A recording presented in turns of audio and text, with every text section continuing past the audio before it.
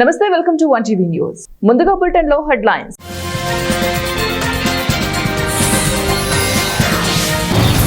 చమురు కొనుగోళ్లు వెంటనే ఆపేయాలి, అమెరికా అధ్యక్షుడు డొనాల్డ్ ట్రంప్.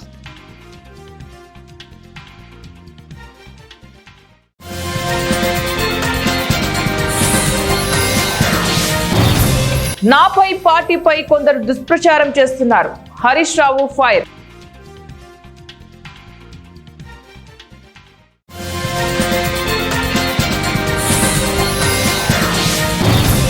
రాజకీయ వ్యవస్థలో మార్పు రావాలి, సిపిఐ జాతీయ కార్యదర్శి నారాయణ.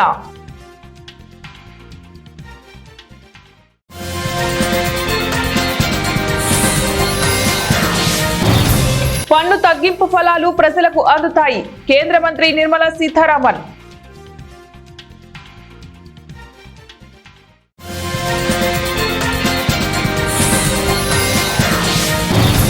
గణేశుల శోభాయాత్ర, కిక్కిరిసిపోయిన ముంబై రోడ్లు.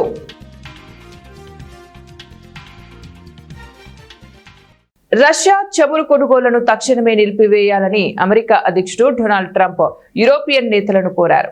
రష్యాతో ఇంధన వాణిజ్యాన్ని కొనసాగించడం ఉక్రెయిన్ లో రష్యా యుద్ధానికి నిధులు సమకూరుస్తోందని వాదించారు. ఫ్రాన్స్ అధ్యక్షుడు ఇమాన్యుయల్ మాక్రాన్ ఆతిథ్యం ఇచ్చిన పారిస్ సదస్సు అనంతరం ఉక్రెయిన్ కు మద్దతిస్తున్న మిత్ర దేశాల కూటమి కొలిషన్ ఆఫ్ ది విల్లింగ్ తో వీడియో కాల్ సందర్భంగా ట్రంప్ ఈ వ్యాఖ్యలు చేశారు. ట్రంప్ ప్రభుత్వం ఇటీవల భారత ఎగుమతులపై అదనంగా 25% సుంకం విధిస్తున్నట్లు ప్రకటించిన సంగతి తెలిసిందే. దాంతో సుంకాల భారం 50% రెట్టింపైంది. రష్యా నుంచి చమురు కొనుగోలు చేస్తున్నందుకే ఈ మేరకు సుంకాలు విధించినట్లు భావిస్తున్నారు. ఈ క్రమంలో యూరప్ కూడా భారీగానే రష్యా చమురు దిగుమతి చేసుకుంటోందని ట్రంప్ అన్నారు. ఉక్రెయిన్ పై యుద్ధం చేస్తున్న రష్యాకు ఆ దేశపు చమురు కొంటూ యూరోపియన్ దేశాలు నిధులు సమకూరుస్తున్నాయన్నారు. జీఎస్టీ సంస్కరణలు, పన్ను రేట్ల తగ్గింపు ప్రయోజనాలు సాధారణ ప్రజలకు పూర్తి స్థాయిలో ఖచ్చితంగా అందుతాయని కేంద్ర ఆర్థిక మంత్రి నిర్మలా సీతారామన్ ప్రకటించారు. ఇందుకోసం తగిన చర్యలు చేపడతామని చెప్పారు. సంస్కరణలు అమల్లోకి వచ్చే ఈ నెల 22వ తారీఖున తర్వాత ప్రభుత్వానికి చాలా పని ఉందని, అదో పగడ్బందీ నిఘా కార్యక్రమాన్ని తెలిపారు.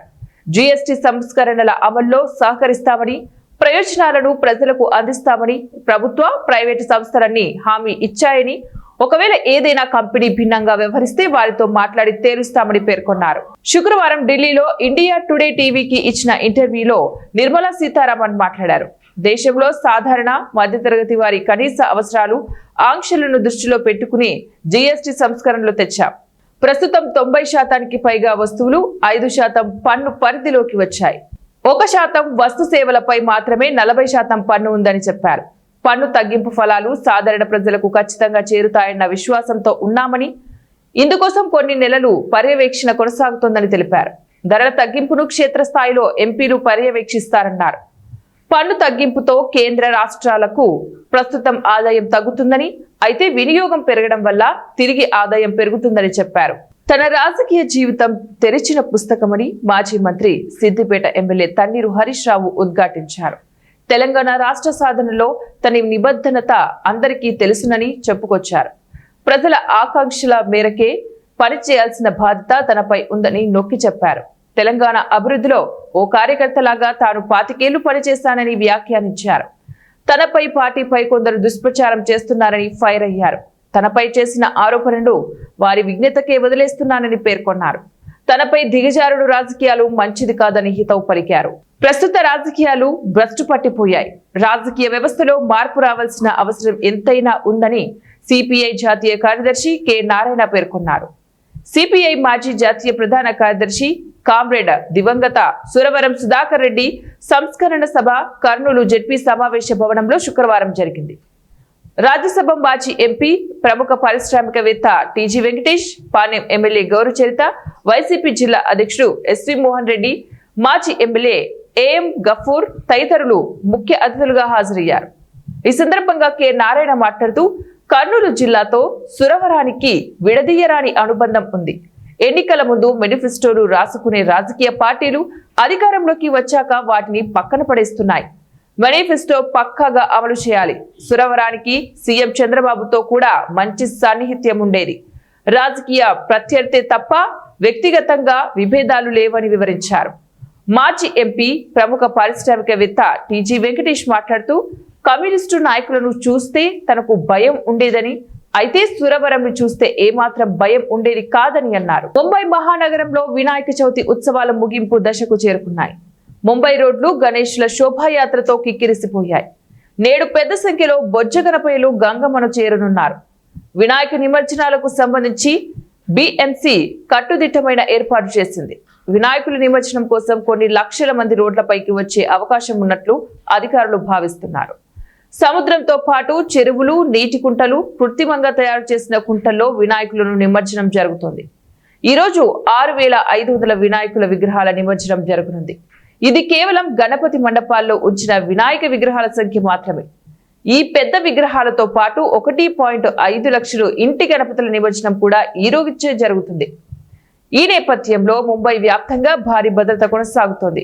ఎలాంటి అవాంఛనీయ సంఘటనలు జరగకుండా ఉండేందుకు పోలీస్ శాఖ ఏకంగా 21,000 మంది పోలీసులను రంగంలోకి దించింది. ఎస్ఆర్పీఎఫ్, సిఏపీఎఫ్, క్యూఆర్టీ, బీడీడీఎస్ సిబ్బంది రోడ్లపై నిమజ్జన ప్రదేశాల్లో గస్తీ కాస్తున్నారు. ఎన్టీఆర్ జిల్లా తిరువూరు వైసీపీ కార్యాలయంలో నియోజకవర్గ ఇన్ఛార్జ్ నల్లగట్ల స్వామిదాస్ విలేకరుల సమావేశం నిర్వహించారు. రాష్ట్ర వ్యాప్తంగా ఈ నెల 9న జరుగుతున్న అన్నదాత పోరు కార్యక్రమంలో భాగంగా ఎన్టీఆర్ జిల్లా వ్యాప్తంగా నందిగామ ఆర్టీఓ కార్యాలయంలో వినతి పత్రాలను అందజేస్తామని తెలిపారు. రాష్ట్ర ప్రభుత్వం అవలంబిస్తున్న రైతు వ్యతిరేక విధానాన్ని ఎండగడతామని చెప్పారు. వైసీపీ ప్రభుత్వంలో యూరియా విత్తనాలను ఆర్బీకే సొసైటీల ద్వారా అందించారు. రైతులు క్యూలైన్లో నిలబడి సొమ్మసిల్లి పడిపోయే పరిస్థితులను కూటమి ప్రభుత్వం తెచ్చింది. రైతులు క్యూలైన్లో నిల్చుంటే తప్పేదంటూ అన్నదాతను అవమానించేలాగా మంత్రి అచ్చెన్నాయుడు మాట్లాడారు. 270కు విక్రయించవలసిన యూరియా 300కు పైగా అమ్ముతూ రైతు ధనాన్ని బ్లాక్ మార్కెట్లో లూటీ చేశారు. రాష్ట్ర ప్రభుత్వం రైతుల పట్ల నిర్లక్ష్యంగా వ్యవహరిస్తోంది. కూటమి ప్రభుత్వ పాలన పరమైన అన్ని విషయాల్లో విఫలమైంది. వరదలతో పంట నష్టపోతే ఆదుకునే పరిస్థితే లేదు. కార్పొరేటర్లకు కొమ్ము కాస్తూ 17 మెడికల్ కాలేజీలను ప్రైవేటు సంస్థలకు ధారాదత్తం చేస్తున్నారు. చెప్పులు పెట్టి తర్వాత అక్కడ ప్లేస్ పెట్టుకోవడం, రాళ్ళు పెట్టి అట్టు పెట్టేందుకు క్యూలో కొంతమంది నిలబడలేక ముసలోళ్ళు, కొంతమంది సమస్యలు కూడా పడిపోతా ఉన్నారు. వ్యవసాయ శాఖ మంత్రి అచ్చెన్నాయుడు అంటా ఉన్నాడు, ఏంటి బఫేకి భోజనానికి నిలబడితే నిలబడవచ్చు కానీ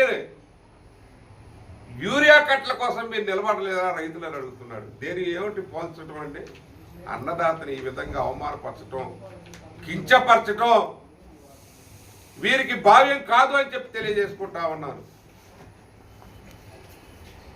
ఇది చాలా దుర్మార్గమైనటువంటి విషయం. ఈరోజు 270 అమ్మాల్సిన బస్తా ప్రైవేట్లో 300 పెంచుగా 400, 250 నుంచి 300, 400 దాకా పెంచుగా అమ్ముతున్నారు. బ్లాక్ మార్కెటింగ్ చేస్తున్నారు.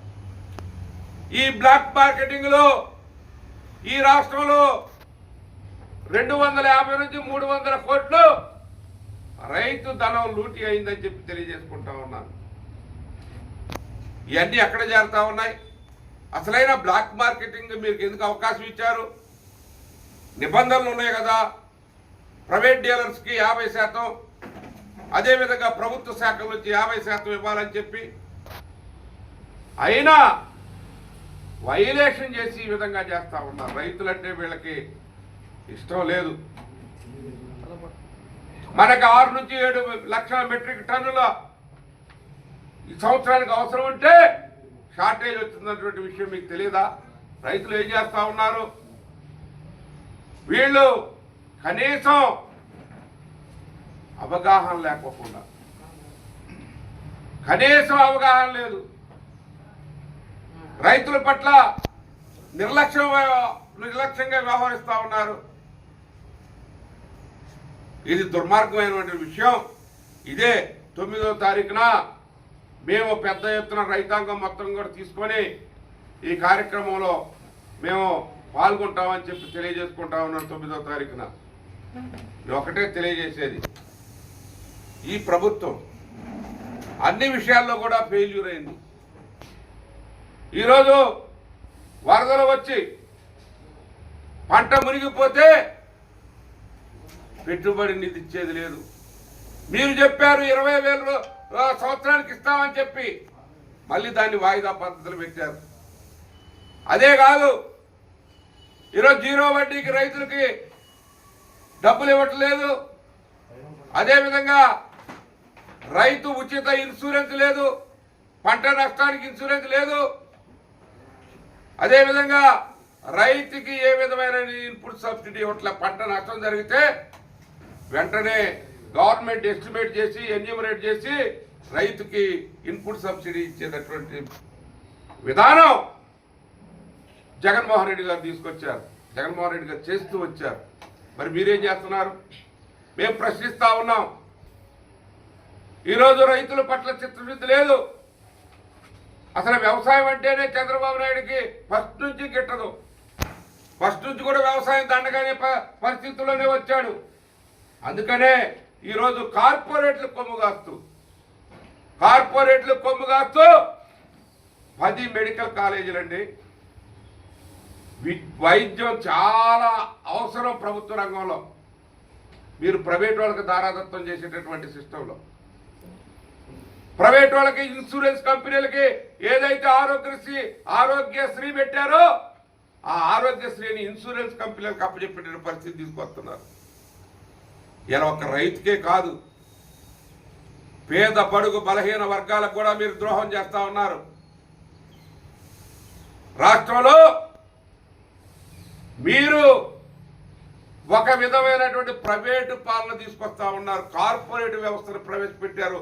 ఎక్కువగా మొత్తం కూడా పబ్లిక్ సెక్టర్ నుంచి బాధ్యతలు తప్పించుకొని వాళ్ళని పెంచాలని ప్రైవేట్ మీ యొక్క తాబేదారుల్ని, మీ యొక్క మరి ఎవరైతే మీ ఆశ్రిత పక్షపాతం ఇక్కడ జరుగుతుందామని తెలియజేసుకుంటా ఉన్నాను. అందుకని ఈ ప్రభుత్వం టోటల్గా ఫెయిల్యూర్ అయింది.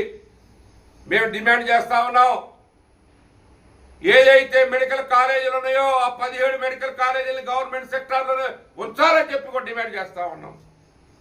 రైతులకి ఎరువులు మొత్తం కూడా ఆర్బీకేల ద్వారా ఇవ్వాలని, సొసైటీల ద్వారా ఇవ్వాలని ఏకగవాక్ష విధానం ఆ రోజు ఎన్టీఆర్ కానీ లేకుంటే రాజశేఖర రెడ్డి గారు కానీ ఈరోజు జగన్మోహన్ రెడ్డి గారు కానీ చేసినటువంటి వాటిని మీరంతా కూడా వ్యవస్థ. కడప జిల్లా బద్వేల్లో అల్ మదీనా హజ్ మరియు ఉమ్రా టూర్ హజీ మౌలానా ముఫ్తీ అబ్దుల్ జబ్బార్ కాశ్మీ ఆధ్వర్యంలో ముస్లింల పుణ్యక్షేత్రమైన మక్కా మదీనా సందర్శనార్థం ముస్లింలు కుటుంబాలు తరలి వెళ్లారు. బద్వేలులో ముస్లింల మత బోధకుల ఆధ్వర్యంలో పుణ్యక్షేత్రాలను సందర్శించుకోవడం జరుగుతుందని తెలిపారు. మక్కా మదీనాలో పూర్వం ఇస్లాం ఏ విధంగా ఏర్పడింది, ఆ కాలంలో ఇస్లాం ప్రజల జీవన విధానం స్థితిగతులు తెలుసుకోవడం జరుగుతుంది. మహమ్మద్ ప్రవక్త జీవించిన స్థలాలను పర్యాటకులకు చూపించడం జరుగుతుందని తెలిపారు. ఈ కార్యక్రమంలో అలంగిర్, ముఫ్తీ అబ్దుల్ హాదీ, మౌలాలి, మౌలానా ముస్తఫా తదితరులు పాల్గొన్నారు.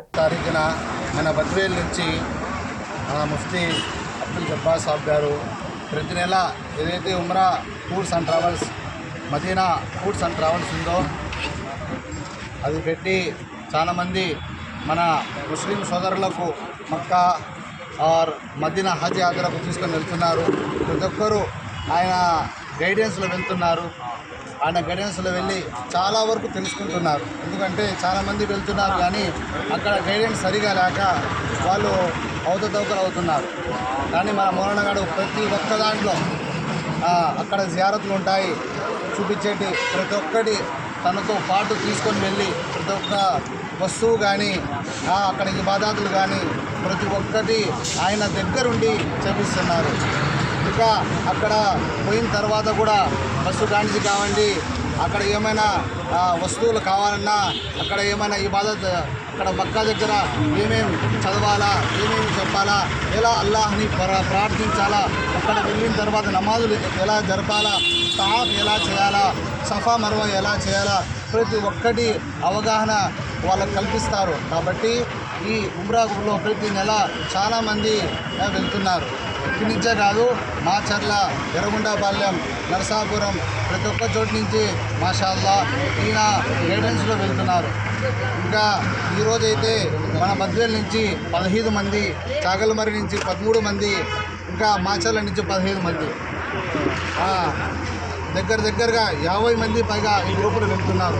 ఈ గైడెన్స్ మౌలానా జబ్బార్ సాబ్ గారు తీసుకెళ్తున్నారు.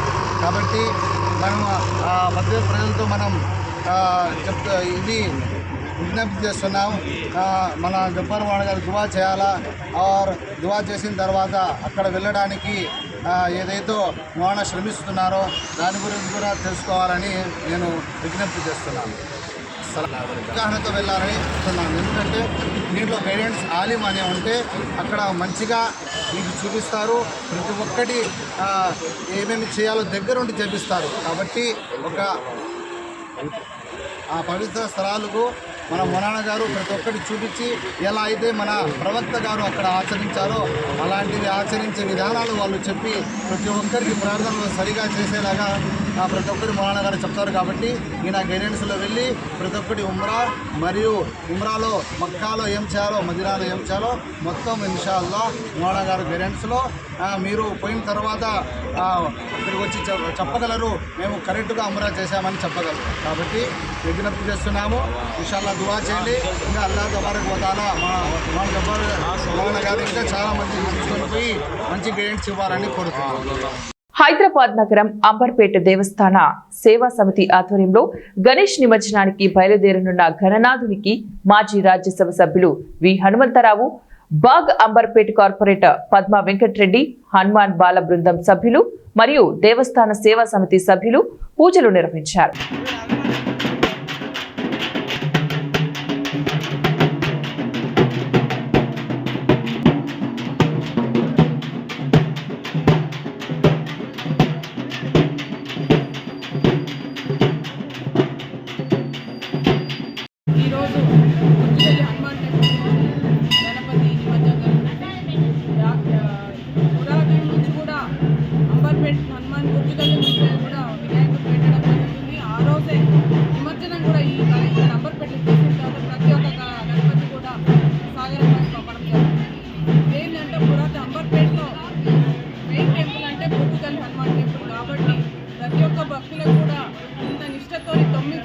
నవరాత్రులు జరుపుకొని నిష్ఠతో ఈరోజు ప్రతి ఒక్క గణపతి సాగరం జరగడం జరుగుతుంది. నేను ప్రతి ఒక్కరిని కూడా కోరేదని అందరం సంతోషంగా ఉండాలని, గణపతిని వారి ఆశీస్సులు కావాలని ప్రతి ఒక్కరికి కూడా. పాఠశాల గత స్మృతులను నెమరు వేసుకుంటూ విద్యార్థి దశలో తాము చేసిన తుంటరి పనులను గుర్తు చేసుకుంటూ పూర్వ విద్యార్థులు సందడి చేశారు. తమకు విద్యా బుద్ధులు నేర్పించిన ఉపాధ్యాయులకు ఘనంగా సన్మానించారు. గురు పూజోత్సవం సందర్భంగా కర్నూలు 32వ వార్డులోని ముజఫర్ నగర్ జిల్లా పరిషత్ హైస్కూల్లో 2003-2004 సంవత్సరంలో 7వ తరగతి చదివిన పూర్వ విద్యార్థులు సమ్మేళన కార్యక్రమాన్ని అత్యంత వైభవంగా నిర్వహించారు. ఈ సందర్భంగా ఆనాడు తమకు విద్యా బుద్ధులు బోధించిన ఉపాధ్యాయులను అత్యంత భక్తి శ్రద్ధలతో సన్మానించారు. ఆనాడు చదివిన తరగతి గదులను కలియ తిరిగారు. తరగతి గదుల్లో తాము చేసిన అల్లరి పనులను గుర్తు చేసుకున్నారు. సమాజ అభివృద్ధికి ఉపయోగపడే విధంగా నడుచుకోవాలని ఆనాటి ఉపాధ్యాయులు మరోసారి ఆ విద్యార్థి బృందానికి సూచించారు. విజయలక్ష్మి, ఆజాద్, వెంకటేశ్వర్లు, చంద్రశేఖర్, జ్యోతి, మల్లేష్, రవి, మధు, స్వప్న, రాజు, కేతన్ల ఆధ్వర్యంలో జరిగిన కార్యక్రమంలో అప్పటి హెడ్ మాస్టర్ ప్రసాద్, ఉపాధ్యాయులు శ్రీనివాసులు శెట్టి, ఉమామహేశ్వర్, నర్మదా, కిరణ్, ఉషాలు పాల్గొన్నారు. బులెటిన్ ముగించే ముందు మరోసారి హెడ్లైన్స్.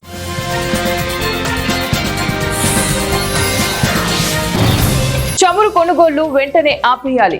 అమెరికా అధ్యక్షుడు డొనాల్డ్ ట్రంప్.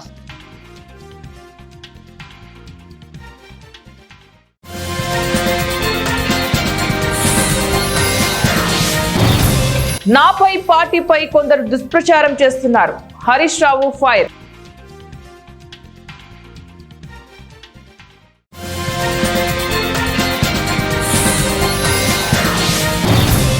రాజకీయ వ్యవస్థలో మార్పు రావాలి. సిపిఐ జాతీయ కార్యదర్శి నారాయణ.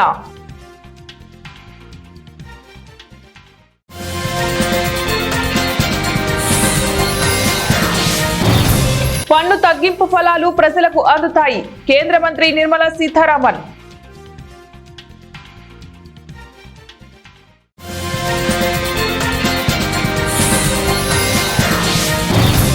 గణేశుల శోభాయాత్ర కిక్కిరిసిపోయిన ముంబై రోడ్లు.